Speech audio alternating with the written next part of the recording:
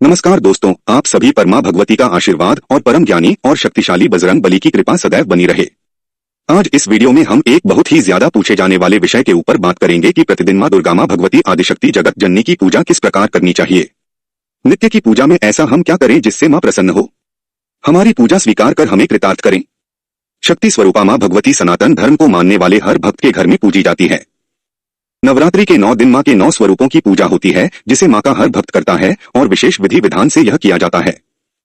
इन 9 दिनों के अलावा नित्य की मां की जो पूजा होती है उसे हमें किस प्रकार करना है और ऐसा क्या विशेष करें जिससे मां की पूजा हमारे सौभाग्य में वृद्धि कर दे, तो इसी के ऊपर आज हम चर्चा करते हैं।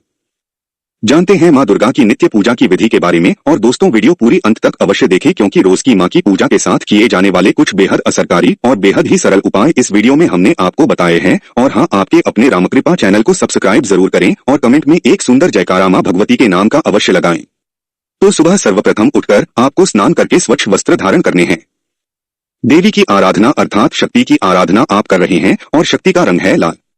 तो देवी दुर्गा की आराधना में लाल रंग का बहुत महत्व है, इसलिए वस्त्र जो आप मां की पूजा में धारण करें तो वो कोशिश करें कि लाल रंग के वस्त्र हों। और कई लोग पूछते हैं कि मां दुर्गा की पूजा सुबह किस समय करनी चाहिए, तो मां की पूजा के लिए ब्रह्म मुहूर्त श्रेष्ठ होता है। सूर्योदय से पहले उठकर स्नान आदि करके शुद्ध हो जाएं। स्वच्छ वस्त्र आपको धारण करने हैं और कोशिश करें कि आसन लाल रंग का उपयोग करें। ऊनी आसन हो। उत्तर पूर्व या ईशान कोण की तरफ मुख कर आपको मां भगवती की पूजा करनी चाहिए।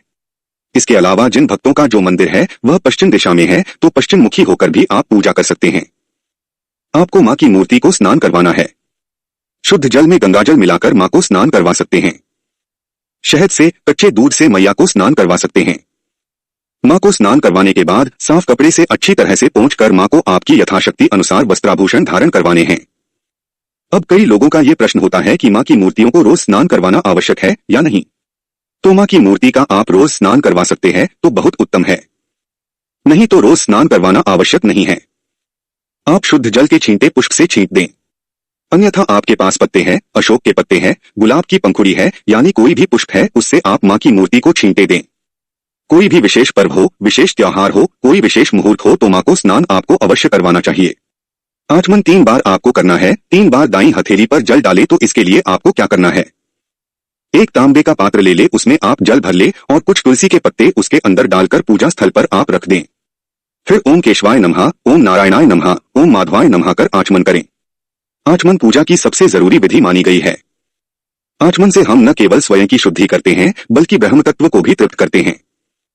तो इसीलिए आचमन पूजा के प्रारंभ में बहुत जरूरी माना गया है। अब प्रारंभ में आपको गणेश पूजन, फिर गुरुपद पूजन, फिर विष्णु पूजन अवश्य करना है।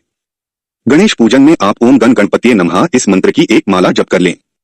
अगर इतना समय नहीं है तो कम से कम 11 बार या 21 बार इस मंत्र का जप कर ले। गुरु मंत्र की एक माला जप करें। अगर समय नहीं है, समय की उपलब्धता नहीं है, तो 11 बार या 21 बार गुरु मंत्र का जप करें। फिर शिव मंत्र ओम नमः शिवाय और ओम नमो भगवते वासुदेवाय का जाप कर लें। इनके अलावा बटुक भैरव का ध्यान करना अत्यंत आवश्यक है। मां दुर्गा की पूजा में यदि आप संपूर्ण फल की प्राप्ति चाहते हैं कि आपका जो पूजन है वो पूर्ण रूप से प्रभावी हो, तो बटुक भैरव जी का पूजन अत्यंत आवश्यक है। मां के पूजन में धूप, दीप, पुष्प, अक्षत मां को आप अर्पित करेंगे, भोग अर्पित करेंगे। जो नित्य मां को लगने वाला भोग है वो लौंग और बताशे का भोग है। इसके अलावा जो भी सामर्थ्य अनुसार आप भोग मां को लगा सकते हैं, उस भोग को आपको मां को लगाना है, जैसे मेवा, खीर, सूजी का हलवा, पूरी, ये भी मां को अत्यंत प्रिय है। अगर ये भोग नहीं लगा सकते हैं तो मिठाई हो गई, कोई भी फल, यानी सामर्थ्य अनुसार मां को भोग आपको अवश्य अर्पित करना है और रोज अर्पित करना है। पुष्प जो मां को अर्पित कर रहे हैं वो लाल रंग के हो तो बहुत ही उत्तम है, क्योंकि लाल रंग मां को सर्व प्रिय है। तो लाल गुलाब या लाल कमल है, इनको आप मां को अर्पित करें। अन्यथा कोई भी पुष्प आपके पास है, जिसकी उपलब्धता आपके पास है, वो मां को आप अर्पित करें। जो मां को दीपक लगेगा वो देशी घी का लगाए या फिर तिल के तेल का दीपक आपको मां को अर्पित करना है। मां का अब आपको पूजन शुरू करना है, तो सर्वप्रथम मां की एक बहुत ही प्रभावी मंत्र तो आपको रोज जाप करना चाहिए। 11 बार, 21 बार, 51 बार सर्वमंगल मांगल्ये शिवे सर्वार्थ साधिके शरण्ये त्र्यंबके गौरी नारायणी नमोस्तुते। इस मंत्र का आपको मां की पूजा शुरू करते समय नित्य नियम बना के करना है। अब आपको मां का पाठ करना है। हालांकि कई तरह के पाठ आप कर सकते हैं, पर इस क्षेत्र में जो नए हैं वो दुर्गा चालीसा से शुरू कर सकते हैं। दुर्गा चालीसा में मां की महिमा बहुत ही सुंदर तरीके से कही गई है। और दुर्गा चालीसा जब आप पढ़ेंगे तो आगे इस क्षेत्र में बढ़ेंगे तो खुद ही आपके अंदर एक ऊर्जा, एक एनर्जी आपको आगे की तरफ मार्ग प्रशस्त करेगी और आपका जो आध्यात्मिक विकास है वो आगे बढ़ेगा। इसके अलावा जो एक पुस्तक है जिसमें माँ की संपूर्ण ऊर्जा निहित है, जो साक्षात माँ दुर्गा का ही स्वरूप है, वो है दुर्गा सप्तशती। इस दुर्गा सप्तशती का कोई ना कोई पाठ आपको नित्य करना चाहिए, क्योंकि पूरी पुस्तक तो आप नित्य नहीं पढ़ सकते हैं। ज्यादातर भक्तों के लिए बहुत ज्यादा इसमें समय लगता है, तो ये सिर्फ नवरात्रों में ही संभव हो पाता है, लेकिन नित्य की पूजा में इसका कोई ना कोई पाठ आप जरूर उठाए। ऐसा आपको ध्यान रखना है और यह नियम आपको बनाना है। दुर्गा सप्तशती एक ऐसा चमत्कारी ग्रंथ है जिसमें जीवन की हर समस्या का समाधान छुपा हुआ है और श्री दुर्गा सप्तशती के 12वें अध्याय में मां भगवती ने स्वयं बताया है कि मधु कैटब का संहार, महिषासुर का नाश संबंधित सप्तशती के पाठ से व्यक्ति दरिद्रता मुक्त हो जाता है। वैसे कोई व्यक्ति जब धन धान्य से संपन्न रहेगा तथा जब सुयोग्य संतान होगी तो इस मनुष्य जीवन में और क्या चाहिए।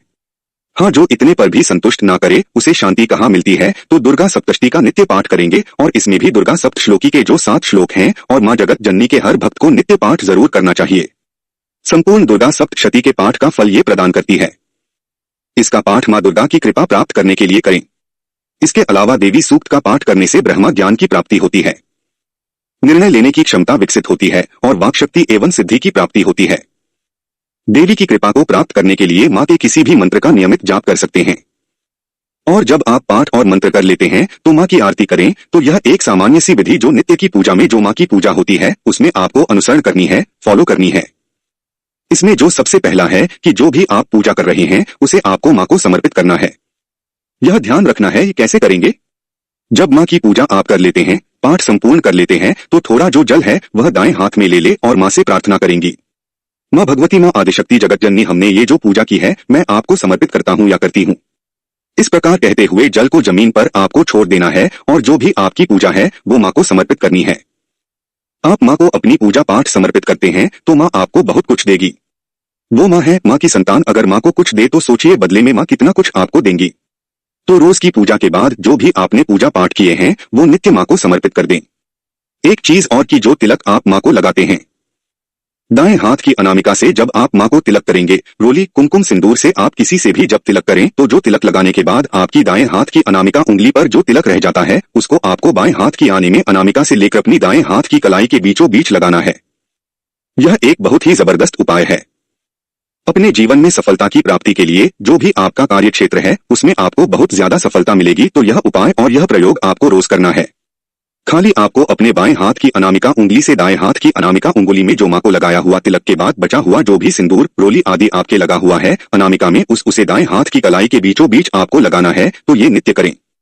इसके अलावा जो भी सिंदूर माँ को अर्पित करने के बाद आपकी अनामिका उंगली में रह जाता है या रोली या कुमकुम जो भी आप लगाए हैं उसको आपको अपने माथे के बीचों बीच लगाना है। जो सुहागिन बहनें हैं वो अपनी मांग में भी जरूर लगाएं। इसे अखंड सौभाग्यवती होने का आपको वरदान माँ से मिलता है।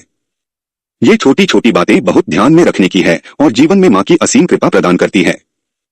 एक चीज आपको और करनी है कि जिस पात्र में जल भरकर आपने रखा है अर्थात तुलसी डालकर अपने पूजा स्थल में जो जल रखा है 7 बार उसमें फूंक मार ले और ओम दुम दुर्गाय नमः का 7 बार जाप कर दे। दोस्तों, ये अमृत है, इसको साधारण जल ना समझिए, उसमें आपके द्वारा की गई पूजा पाठ मंत्र जाप की संपूर्ण ऊर्जा सम्मिलित है। तो नित्य इसमें 7 बार ऐसा करके अपने घर के प्रवेश द्वार के दोनों तरफ छिड़क दें और बाकी का जो बचा हुआ जल है वो खुद यदि आपके परिवार में कोई रोगी व्यक्ति है, कोई पीड़ित है, उसे पिलाए, उसे बहुत फायदा होगा।